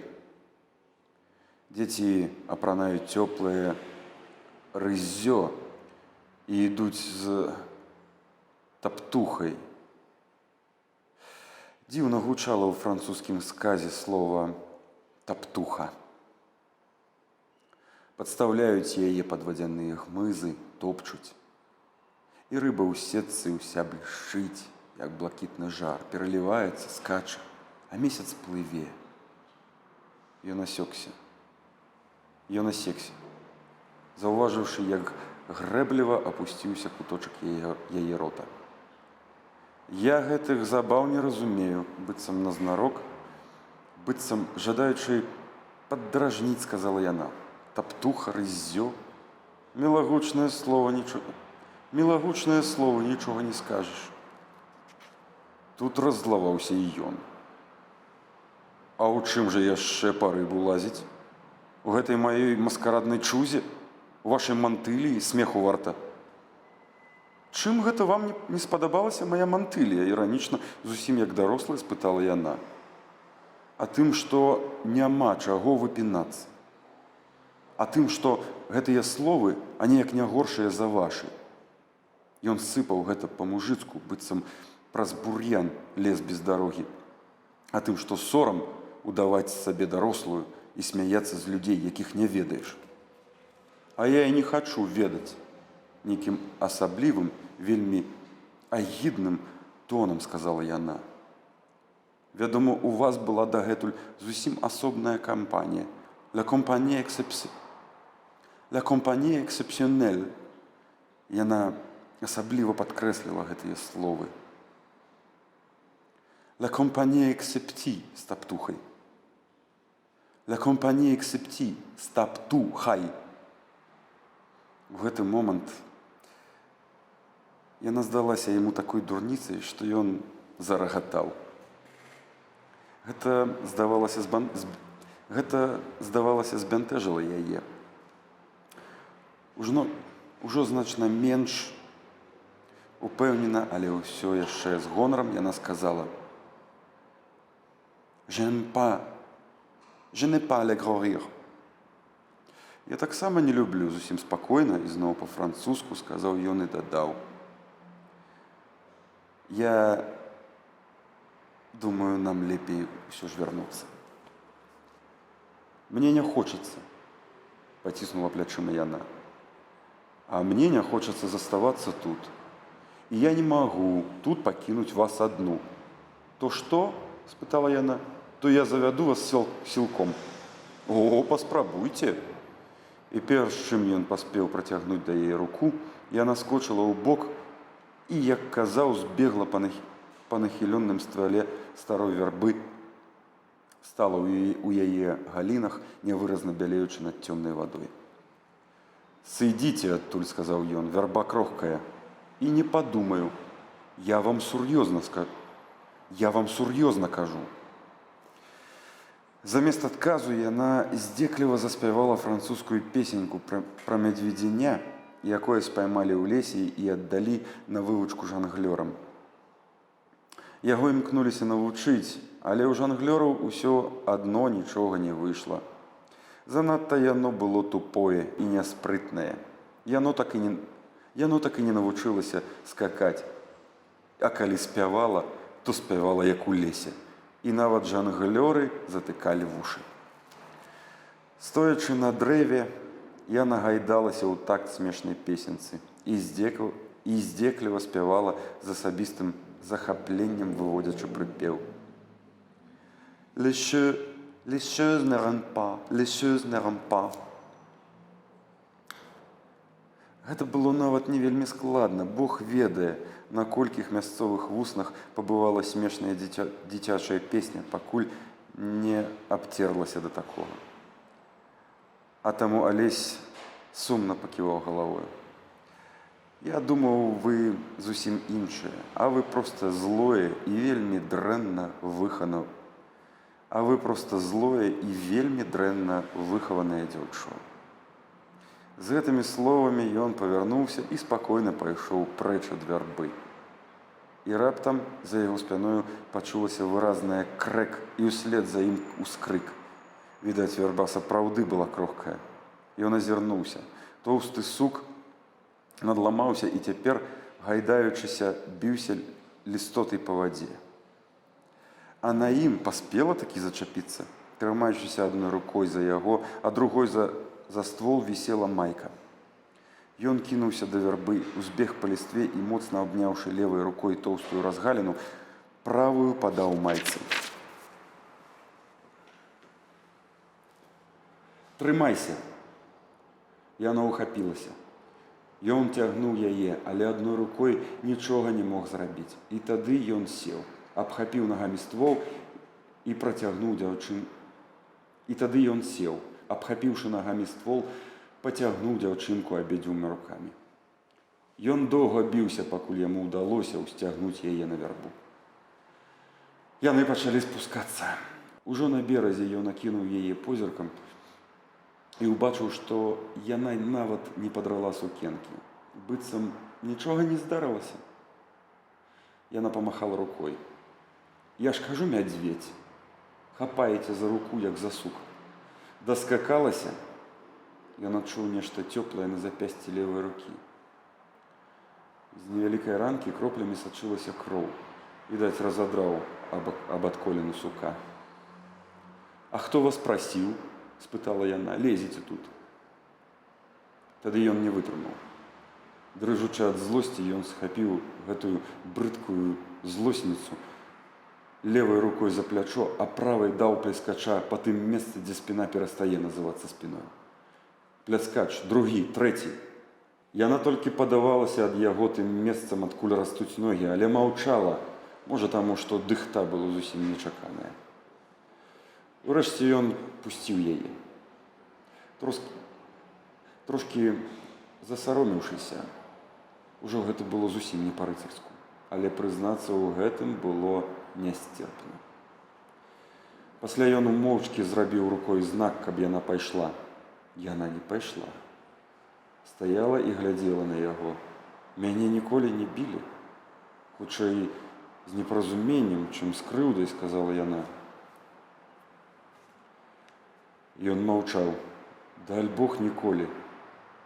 Тут ён назваўся. «І дарэмна, ідзі адсюль. Вочы б мае цябе не бачылі». Яна вагалася, нават уздыхнула ў цемры.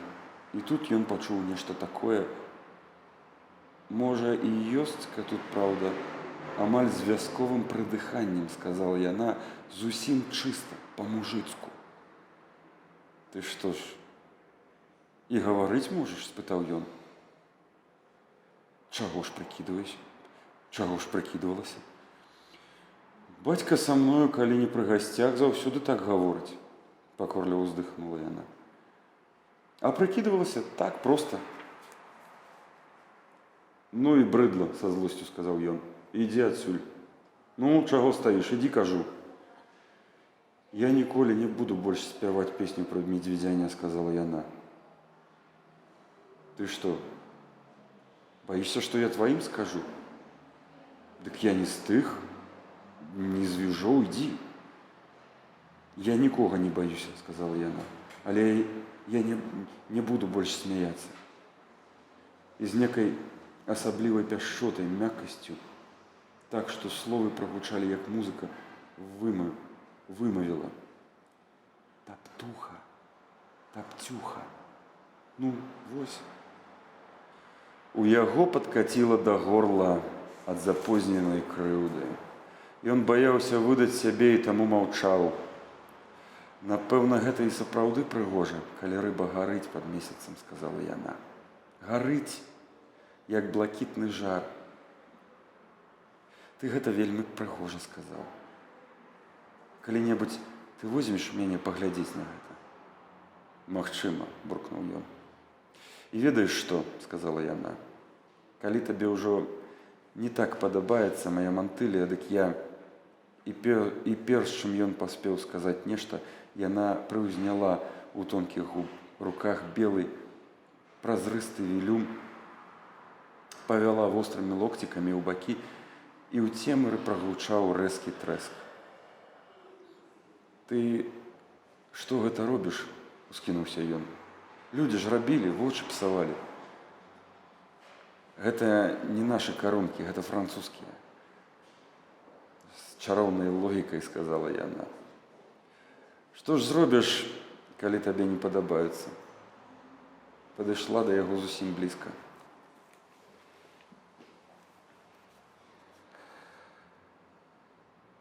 Нашых я, можа, і не падарала б, бо яны лепшыя.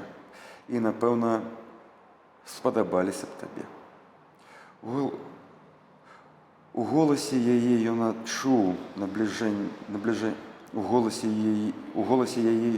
набліжэнне слёз. Не злуйся, ён размяк.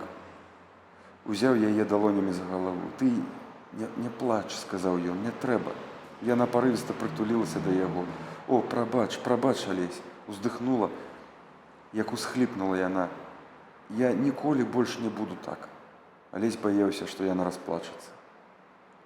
Магчыма, так і здарылася, каб яна краем вока не заўважыла кропляў крыві на яго запясці. Што гэта? А, глупства. О, прабач, Алесь. Што ж цяпер рабіць? А, я ведаю. І перш чым ён паспеў запярэчыць, яна схілілася над яго рукой і, высунуўшы язык, вельмі звычайны язык, доўгі і ружовы, лізнула ранку. Ты што гэта робіш? Спалохаўся ён. А чаму не? Разважліва сказала яна. Наша Марцэля даставала вось так парушынку з вокаў унука. І сабакі заўсёды так робяць. У іх жа дактароў няма, у іх замест лекаў язык. Ён вельмі мяккі, як аксамітны. Пэўна, гэта карысна. Так давай я сам. А, то ўсё адно. Яна залізвала далей. Ён маўчаў, абязброены. І ведаеш што? Чыста жаночай, дзіўнай для такога маленькага стварэння разважлівасцю сказала яна. Я завяжу табе руку паловай гэтай мантыллі. І кроў цячы не будзе, і ніхто не даведаецца, што ты параніўся. Падумаюць, што проста дала табе павязку, як у песнях. І на цябе не будуць сварыцца, што падзерла? Спытаў Алесь. На мяне ніколі не сварацца, сказала яна. Яна зрабіла павязку з бантам, як шалік. Ніхто б не здагадаўся, што гэта павязка. А потым яны пайшлі да палаца. Адтуль ужо далятала музыка па спляценні ценю і святла, ад каганцоў, потым па каляровых плямах ад ліхтарыкаў. Каля самага ганка яна павярнулася і, гледзячы яму ў вочы, сказала: «Я ніколі не буду, толькі і ты паменш танцуй з ядзечкай». Добра, паабяцаў ён. Апошняя нязручная і брыдкая, што псавала гэты вечар, знікла. І Майка, калі ён працягваў ёй сваю руку, пакорліва і радасна ўздыхала. Клала на яго адвязанае перадплечча назнарок бязважлівыя пальцы і схіляла попель на залацістую галоўку. Добра было глядзець на яе худую шыйку, вузкія плечыкі. Добра было сустракаць цёмна-блакітны, зусім не зялёны позірк. А потым свісталі, імкнуліся кудысь над цёмнымі верхавінамі палымяныя змеі. Зменлівае святло бегла па тварах людзей на тэрасе, а італьянскія таполі здаваліся то срэбнымі, то зусім чырвонымі, як кроў. Шалёна круціліся агнявыя колы, гучна лопаліся шматкаляровыя буракі, гарэлі ў небе літары А і З, і Майка міжвольна ўздрыгвала, калі новы барвяны дракон ляцеў у неба. Калі садзіліся за стол, і Майка села побач з Алесем, у ядзечкі сталі такія вочы, што Алесь сумеўся. Няўжо каму-небудзь магло быць не так весела, як яму? І тады Майка прыцягнула ляльку за руку і пасадзіла таксама побач з Алесем, толькі з другога, правага боку, і загаварыла з ёй. І ядзе таксама зрабілася весела, тым больш, што і Франц сеў з ёю. А Мсціслаў з месца насупраць жартаваў так, што ўсе аж трэсліся ад смеху. А потым госці асталіся за сталамі, а дзеці пайшлі датанцоўваць. Але танцаваць ужо не так хацелася. І Алесь, Ядзя, Майка, Мсціслаў, Янка і Франц распачалі вясёлую гульню. Падчас танцаў хто-небудзь знікаў, тады астатнія Схапіўшыся, пачыналі яго шукаць у напаўцёмных і зусім цёмных сумежных пакоях. Было асабліва страшна і радасна ісці ў цемры.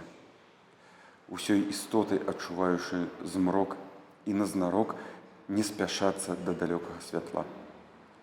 І вось калі Алесю выпала шукаць, ён выпадкова стаў сведкам незразумелай і таму трошкі непрыемнай сцэны.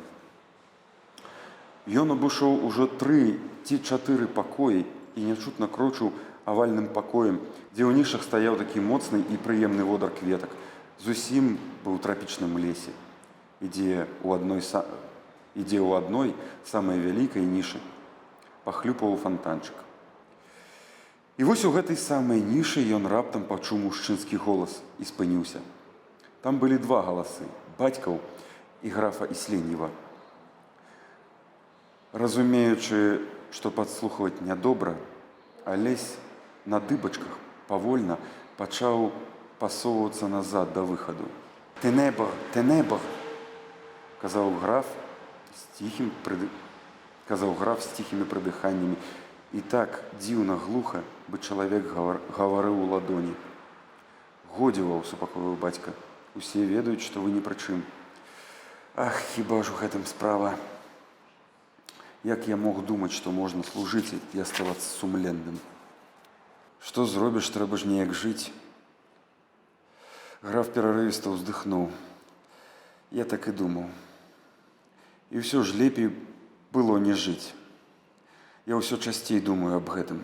Пасля такога маладога, такога гарачага юнацтва, старасць, якая пахне псінай. Злітуйся, Божа, над тымі, хто служыць д'яблу, хто хоць словам, хоць маўчаннем дапамагае яму. Глядзіш і не пазнаеш бацькаўшчыны. Хіба ж гэта Расія? Хіба гэта дваране? Вочы царадворцаў, спіны сучак валачаек, зады хлопчыкаў для лупцоўкі. Ні сораму, ні гонару. Усё адно, каго хваліць. Усё адно, перад кім звівацца на пузе. Усё адно, каму бессаромна падтакваць. Усё адно, перад кім каяцца ва ўчарашніх подласцях, а сёння рабіць новае, каб заўтра было ў чым каяцца перад іншымі». І зноў страшны ўздых. Божа, якая поскудзь, якая брыдота. Свежыя губяць шкворай, маной, крывадушнасцю. Вы, мы, самая гордая нацыя свету плазуе перад катамі, якія паходзяць ад нямецкай крыві. Ах, хіба не ўсё адно. Сёння немец, заўтра камчадал, паслязаўтра яшчэ які-небудзь азіят. Хіба не ўсё адно, калі душа загублена. Чаму я быў за мяжой у той дзень? Я ведаю. Гэта было ад страшэннага. Я ведаю, гэта было ад страшнага адчаю. Яны выйшлі, і не фа папарлеў. Щу, і не фа папарлеў. Іх усё адно не вернеш. Так, іх не вернеш. А як пачыналі? Помню, у доме Лаваля, спрэчкі да раніцы, гарачыя, маладыя вочы, дым, словы з-пад самага сэрцу. Кандраша рылеяў. Друг, такі светлы, пухам яму, любая зямля. Так подла яго падманулі на допыце. Даверлівыя былі, добрыя, чыстыя, дзеці. Святло было ў душах. Памаўчаў. Сёння бачыў Клейніна арабчаня, і сэрца нешта сціснулася. Малады, звонкі, як цвыркун. Вёрткі, як малпачка. Я ўспомніў маладога Пушкіна. Менавіта такі быў. Няма ўжо і Пушкіна, нікога няма. А тыя, што ёсць, лепей бы не заставаліся. Як можна, сказаў бацька. Упікаць за жыццё нельга, граф. А пачыналі ж мы, з нейкім нават злосным смяшком, сказаў граф. Мы, недабітыя, нацярпеліся з жаху, пакуль нас было мала. і аддалі стырно другім, якія палалі, а цяпер студзяць свой агонь у галадайскім пяску ці ў сібірскіх снягах. Вы ж мелі шчасце сустракацца з Міхаілам Мікалаевичам. Самы разумны з усёй гэтай камарылі. І ніяк не можа быць грахоў маладосці Ліс Патрыкевіч. І ніяк не можа забыць грахоў маладосці Ліс Патрыкевіч. Кідаецца ва ўсе бакі, слухае кожны вецер, каб бы толькі сабе не пашкодзіць. Пачакайце, пачакайце, ён яшчэ дасца ўсім у знакі. Я яго ведаю. Гэта ж гэта мы прымалі ў кола першых. Я ўспомніў Пушкіна. Дык вось, бліжэйшага ягонага сябра прымала ў грамаду гэтая свіння з тытулам графа. І вось пушчан у Сібіры, напэўна, памёр, а свіння жыве. Робіць выгляд, што забыла маладыя сумленныя словы.